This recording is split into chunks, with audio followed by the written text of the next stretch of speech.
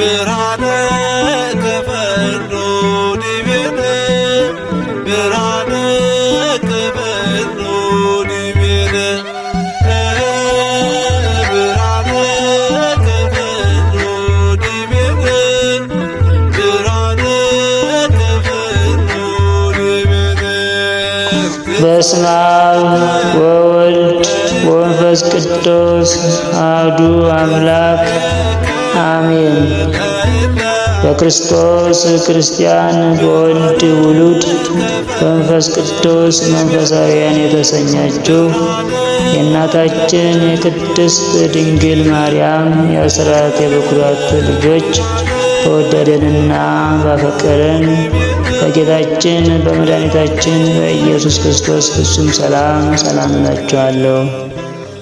አሜን። የጌታችን የመድኃኒታችን የኢየሱስ ክርስቶስ ስሙ ዛሬም ዘወትርም የተመሰገነና የከበረ ይሁን። እንኳን ለበዓለ ትንሣኤው አደረሳችሁ እያልሁኝ ስለ ትንሣኤ ታሪክ የማቴዎስን ወንጌል ምዕራፍ 28 ከቁጥር 1 እስከ ፍጻሜ ያለውን በማውሳት እናሰማለን። በሰንበትም ማታ ለእሑድ አጥቢያ ማርያም መግደላዊትና ሁለተኛዋ ማርያም መቃብሩን ሊያዩ መጡ። እነሆ ታላቅ ምድር መናወጽ ሆነ፣ እግዚአብሔር መልአክ ከሰማይ ወርዷልና። ቀርቦም በመቃብሩ አፍ ላይ ድንጋዩን አንከባሎ በላዩዋ ተቀመጠ።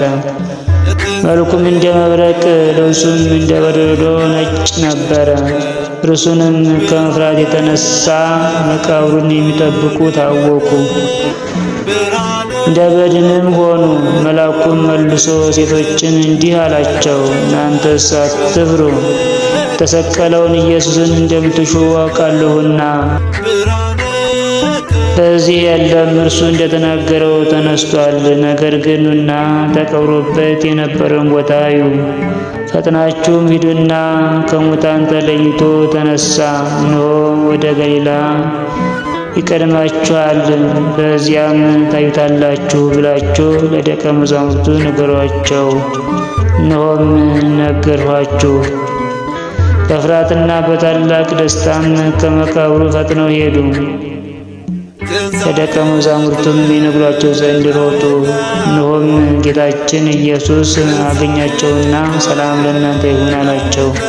እነርሱም ቀርበው እግሩን ይዘው ሰገዱለት። ከዚህም በኋላ ጌታችን ኢየሱስ እንዲህ አላቸው፣ አትፍሩ፣ ሂዱና ወደ ገሊላ እንዲሄዱ ለወንድሞቼ ንገሯቸው፣ በዚያም ያዩኛል። እነርሱም ከሄዱ በኋላ ጠባቆች ወደ ከተማ ገብተው የሆኑ ሁሉ ለካህናት አለቆች ነገሩ። ተሰብስበውም ከሽማግሌዎች ጋር መክረው ለጭፍሮች ብዙ ገንዘብ ሰጥቷቸው፣ እንዲህም አሏቸው፣ ተኝተን ሳለን ደቀ መዛሙርቱ በሌሊት መጥተው ሰረቁት በሉ። ይህም ነገር በገዢው ዘንድ የተሰማ እንደሆነ እኛ እናሳምነዋለን፣ እናንተንም ያለ ስጋት እንድትኖሩ እናደርጋለን። ጭፍሮችም ገንዘቡን ተቀብለው እንዲያስተምሯቸው አደረጉ። ይህም ነገር እስከዛሬ ድረስ በአይሁድ ዘንድ ሲነገር ይኖራል።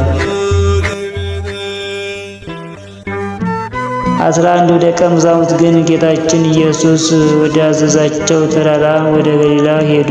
ባዩትም ጊዜ ሰገዱለት። እኩሌቶቹ ግን ተጠራጠሩ። ጌታችንም ኢየሱስም ቀርቦ እንዲህ ሲል ነገራቸው፣ ስልጣን ሁሉ በሰማይና በምድር ተሰጠኝ። እንግዲህ ሂዱና በአብ በወልድና በመንፈስ ቅዱስም እያጠመቃችኋቸው አሕዛብ ሁሉ አስተምሩ፣ ያዘዝኋችሁንም እንዲጠብቁ አስተምሯቸው። እኔ እስከ ዓለም ፍጻሜ በዘመኑ ሁሉ ከእናንተ ጋር እኖራለሁ። አሜን። የጌታችን የመድኃኒታችን የኢየሱስ ክርስቶስ ከበዓለ ትንሣኤው በረከትና ረድኤት ያሳትፈን። አሜን። መልካም በዓል።